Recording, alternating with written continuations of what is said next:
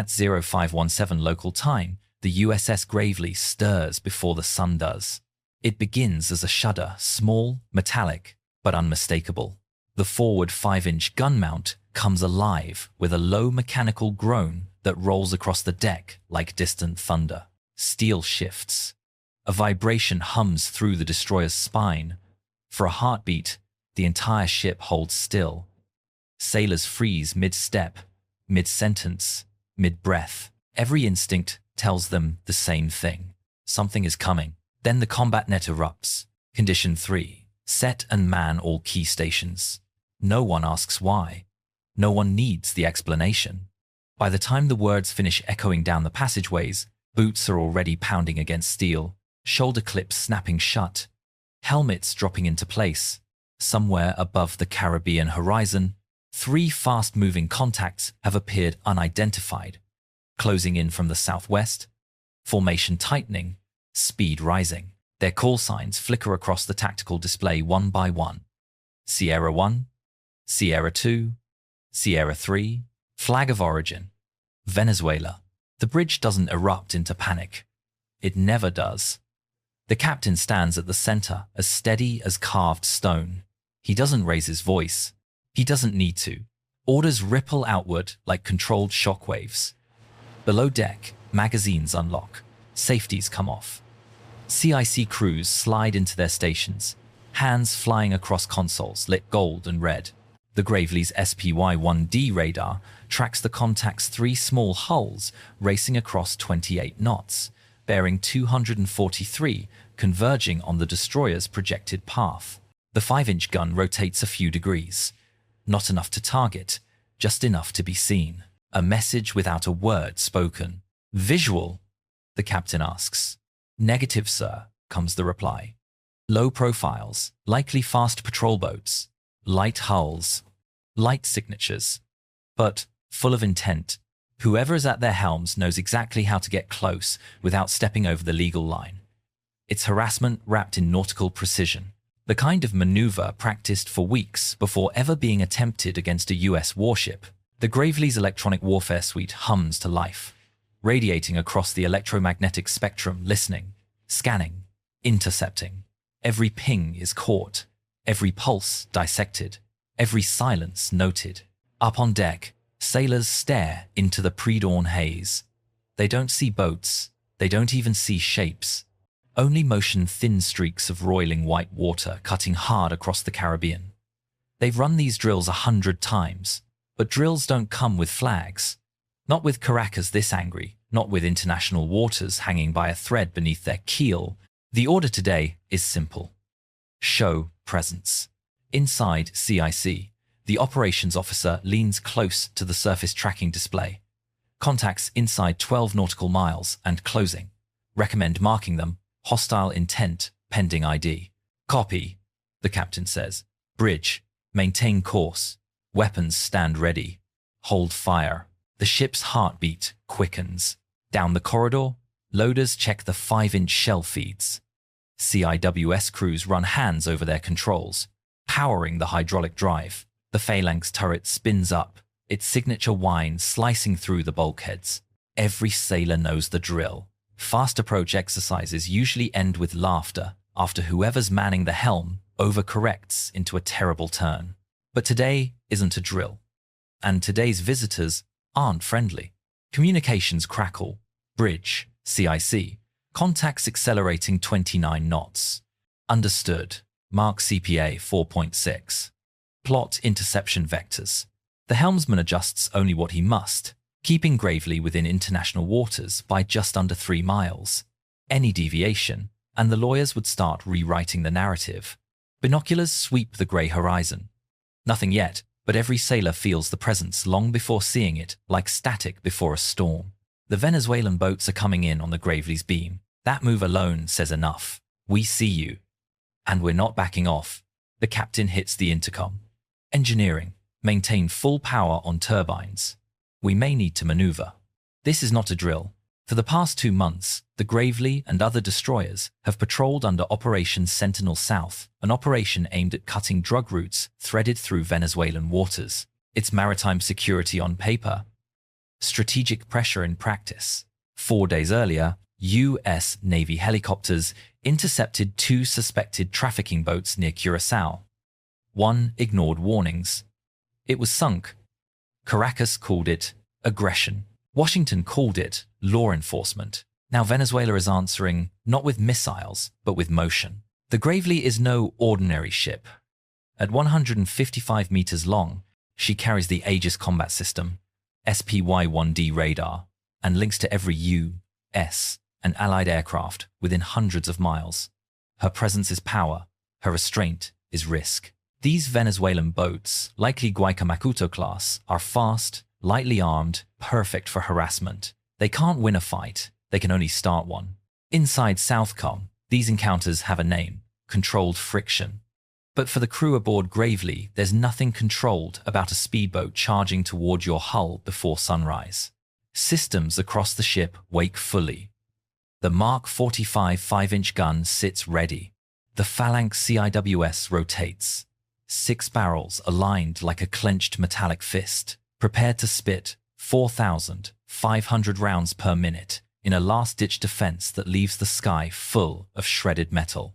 Sailors call it angry steel. It has ended worse mornings than this. In CIC, Aegis unites radar sweeps, sonar pulses. EW intercepts into a single glowing tactical picture. The SLQ-32 suite listens for targeting radars, but so far merely catches the Venezuelans' navigation emissions clean, disciplined, careful. Then the eye in the sky comes alive. On the flight deck, the MH-60R Seahawk gets the launch order. Crews move quickly, folds out, chains off, rotors spinning, calm motions, rehearsed motions, motions that belay the fact that an entire destroyer is one misstep away from war footing. At 0519, the Seahawk lifts into the haze, call sign Razor 2-1.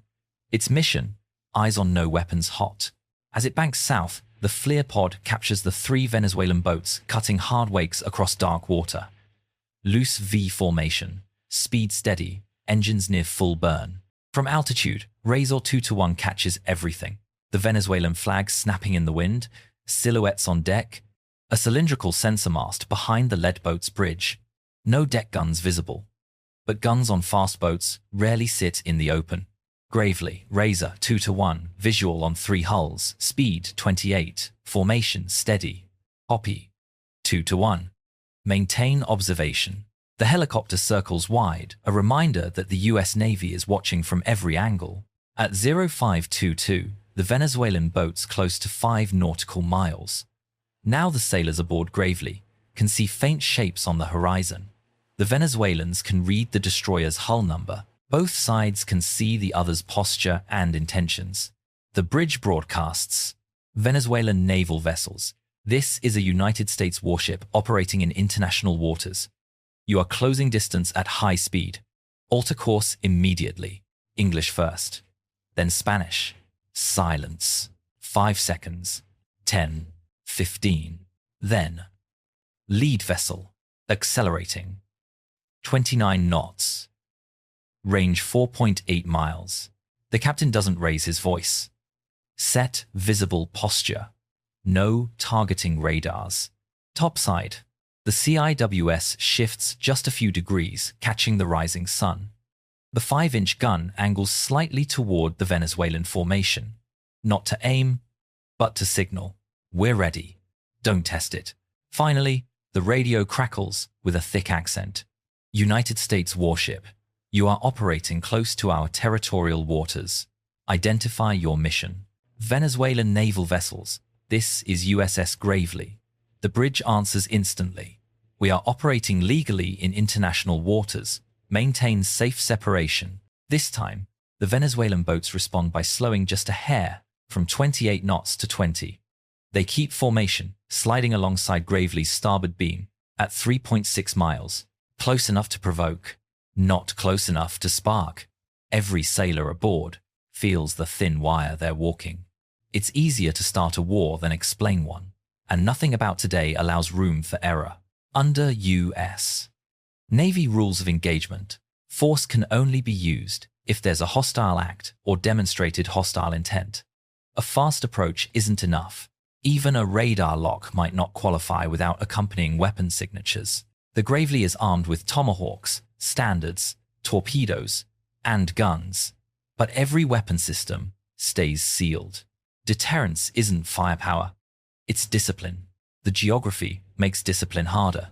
14 nautical miles off Venezuela international waters, but inside their self-declared Bolivarian security zone, a boundary the U.S. does not recognize, that overlap is where gray zone tactics thrive, where miscalculations grow teeth, where alliances hold their breath. At 0534, without a signal, the Venezuelan boats begin turning east.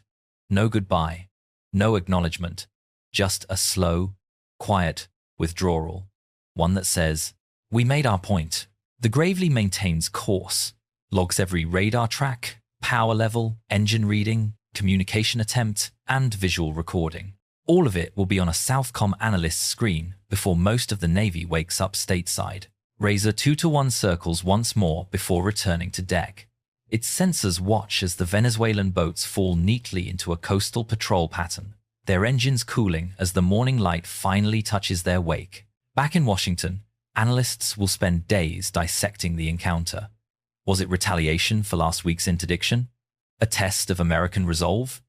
A political stunt timed for domestic audiences? A probing action ordered by someone higher up the chain? But for the sailors aboard Gravely, the politics are irrelevant. They did their jobs. They kept the encounter from going kinetic. They kept the Caribbean from waking up to a headline no one wants to read. Yet everyone aboard knows the truth. This wasn't a random meeting at sea. It wasn't a mistake. It wasn't even a challenge. It was a message deliberate, calculated, and impossible to ignore.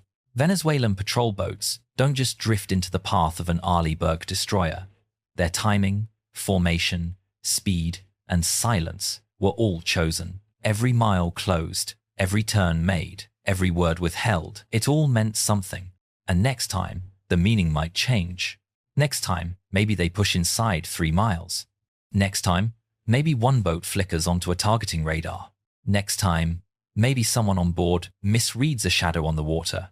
Controlled friction doesn't stay controlled forever.